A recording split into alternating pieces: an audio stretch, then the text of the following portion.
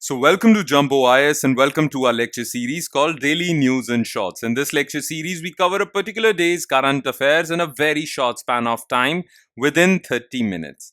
Now, the idea behind this lecture series is very simple, and I'm sure you must know this by now. We will cover current affairs within 30 minutes so that you're left with your entire day covering other parts of your UPSC syllabus. That's the purpose of this lecture series. Now, just watching this lecture would be job half done because just after watching it, you need to revise it as well. Why? Well, revision helps in consolidating these current affairs in your memory.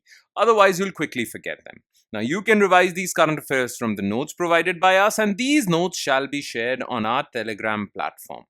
The link to our Telegram channel is provided in the comment section below this video.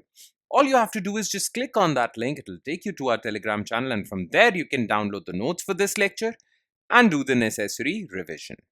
Alright, enough of the introduction. Let's straight away jump into the lecture. But first, let's take a look at the list of topics that we'll discuss today. Now, let me tell you in advance, like yesterday, today is also not that heavy as far as current affairs are concerned. Only 3 topics are there of significance. Okay. Number 1 is calculation of reciprocal tariffs. Number 2 is impact of American tariffs. And number 3 is India-Thailand relations. Why? Because India is meeting Thailand on the sidelines of BIMSTEC summit, which we have discussed. Okay. So let's start discussing them one by one. Okay, first let's talk about calculation of reciprocal tariffs.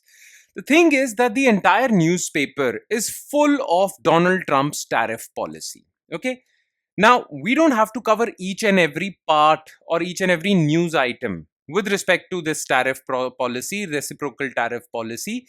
We just need to know what is it and how is it calculated and what is going to be its impact. That's all we need to know as civil services aspirants. Okay, so that's what we are going to cover in this lecture.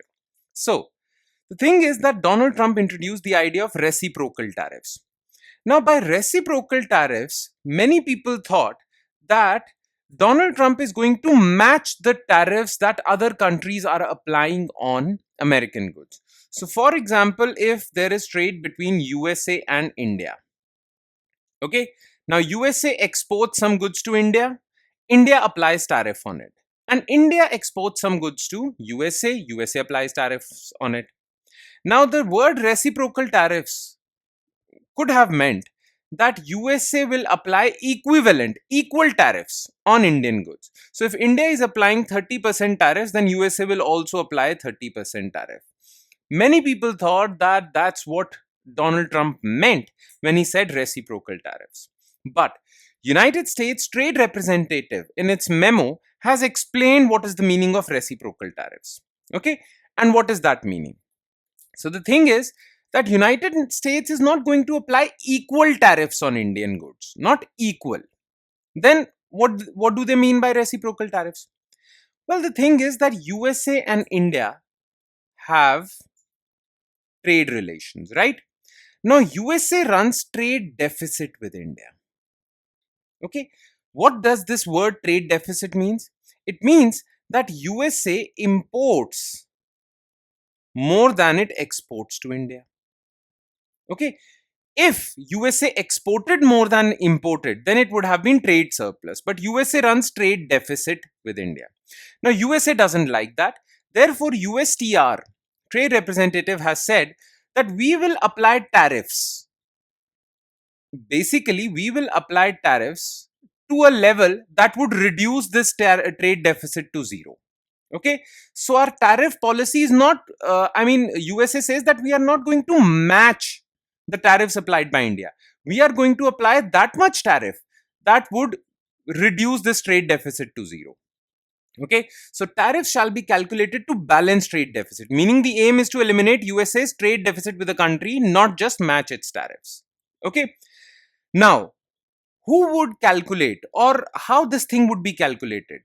Okay, yes, if USA is not going to match the tariff that India is applying, then what is the tariff that USA would apply to reduce its trade deficit? Basically, USTR will use economic models.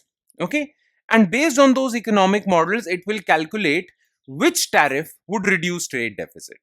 So let's suppose India applies 30% tariff on American goods, but USA finds out that if USA applies 20% tariff on India, then trade deficit would come out to be zero. If this calculation is made based on economic modeling, then USA will apply 20% tariff, not 30%. And that's what it means by reciprocal tariffs. So reciprocal tariffs are not exact matching tariffs.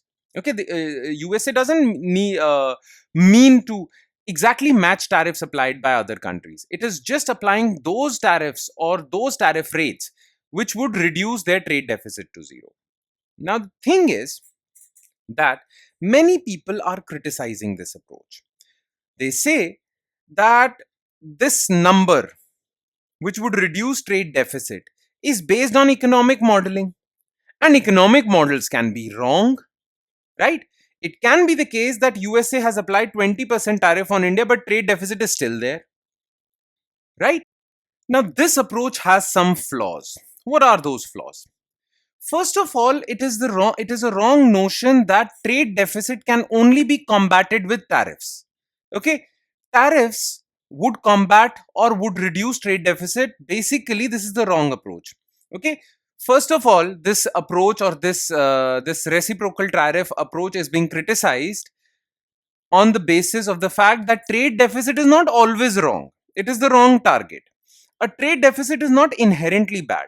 The goal of trade isn't to run a balanced account or zero trade deficit with every country, but to enable mutual benefit based on comparative advantage.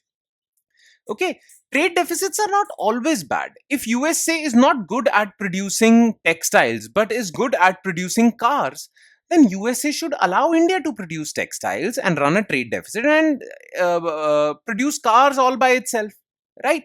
So every country has its own comparative advantage, and every country should be allowed to play on that comparative advantage. So in that process, if you're running a trade deficit, that's okay, and that's not bad. So targeting trade deficit is not, not a good approach, because trade deficit is not always bad. Then the logic of this approach is also oversimplified. This model assumes that raising tariffs will reduce imports, but that is not always the case. Sometimes raising tariffs does not reduce imports. Okay, imports are basically dependent on many other factors. So tariffs is not alone the only factor. The thing is that imports or trade deficit apart from tariffs is dependent on currency manipulation, wages in that country, taxes in that country, demand in America for Indian product. If there is high demand for Indian products in America, no matter how much tariff you apply, people are still going to buy Indian goods, so it won't reduce imports, right? So these are the flaws.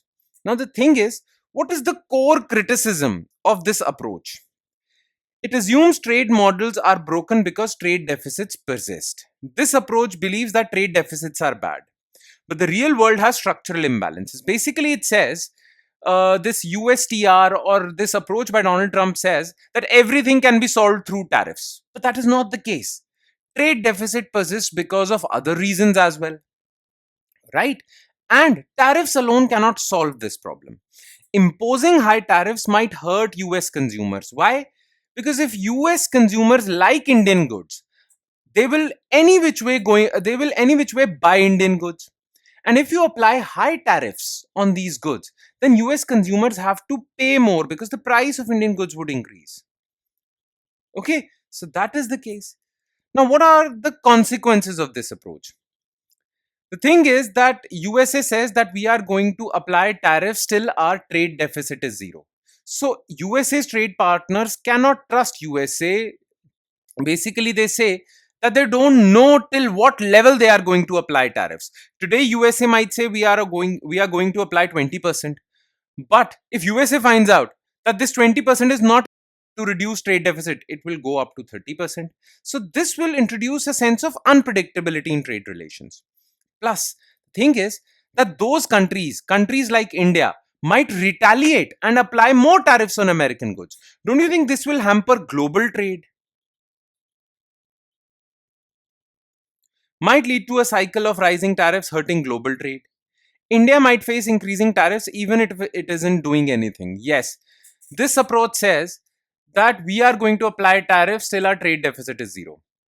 Now, it might be the case that India is applying 0% tariff on American goods. Still, USA will apply tariffs on India. Why? Because USA will say that we still have trade deficit with you. So, if you're just following trade deficit approach, then it doesn't matter what the other country is doing to you. You will still apply tariffs. This is a problem, right? Now, what is going to be the impact of these American tariffs? Trump's reciprocal tariffs are not as fair or harmless as they are presented. By targeting countries that have low per capita incomes but run trade surpluses with USA, this policy could destabilize vulnerable economies, because if Trump is going to apply tariffs to underdeveloped countries, it is going to destabilize them. It will trigger global inflation. Why? Because now things would be expensive, cause economic pain both in USA and abroad. Now, let's talk about how this policy will impact developing countries and USA both. So, first, let's talk about developing countries. Many of the countries facing the highest tariffs have low per capita incomes and depend on exports to US. Now they will suffer. Tariffs could hurt their economies disproportionately, potentially pushing millions into hardship, increasing poverty. So, this policy will impact developing countries, but USA says that we focus on America only. We want to make America great again. This is our America first policy.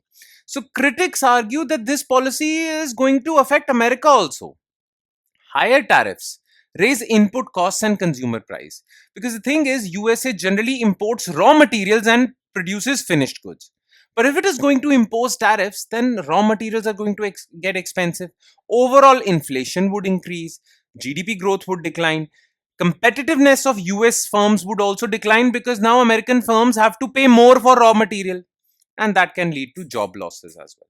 So it is not going to only impact developing countries, it's going to impact USA also. So Donald Trump should backtrack. Okay. Many people say this is good politics. It might seem popular among the voters of Donald Trump, but this is bad economics. Tariffs may be politically effective, playing to voter sentiment about unfair trade.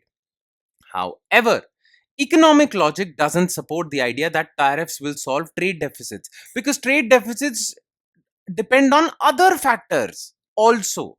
Like trade deficit depends on the value of currency, like value of India's rupee, tax policies in India.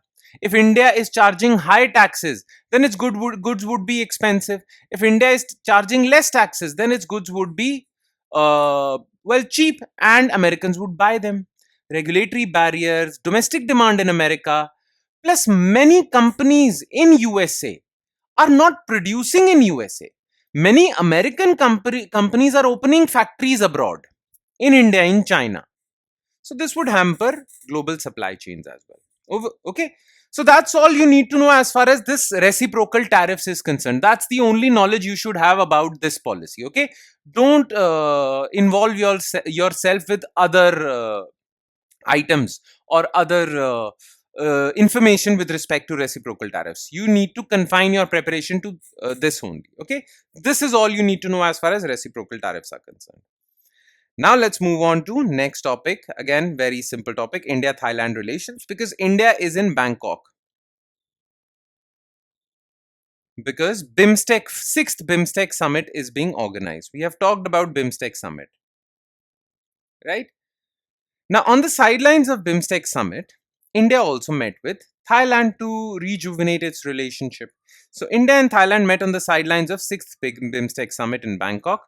The two nations decided to strengthen strategic dialogue, enhance cooperation in defense, trade, culture, education, security, upgrade ties to strategic partnership.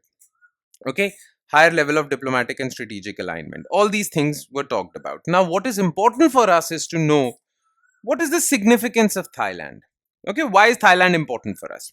Well, geographic location makes Thailand a gateway to ASEAN, enhancing connectivity and regional trade. If India wants to engage more and enhance connectivity with the East Asian countries on the east of India, India needs to pass through Thailand.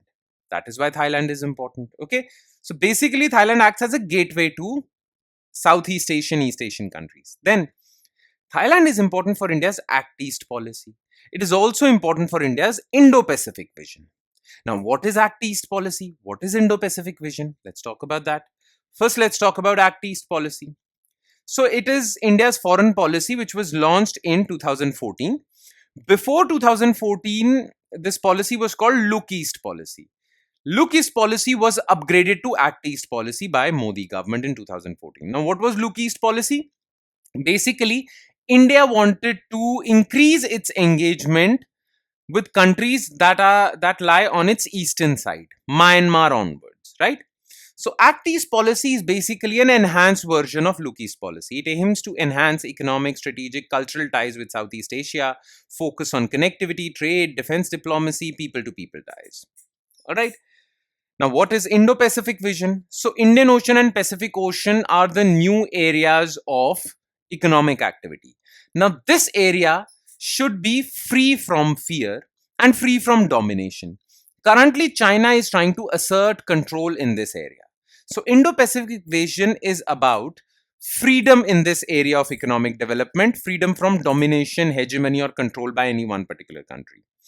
Now, what is the strategic framework of the Indo-Pacific vision? Freedom of navigation, rule-based order, connectivity across India and Pacific Ocean. And basically, the main aim is to counter China's influence and ensure peace and prosperity in the region. Okay. That's all you need to know as far as this topic is concerned. Thank you so much for watching, everyone. I know this lecture was not that heavy as far as current affairs are concerned because, well, Friday, April 4th was not that heavy when it comes to current affairs. Nonetheless, there were some important things which we discussed. Now, your job is to revise them. Okay? Please do not forget to revise them.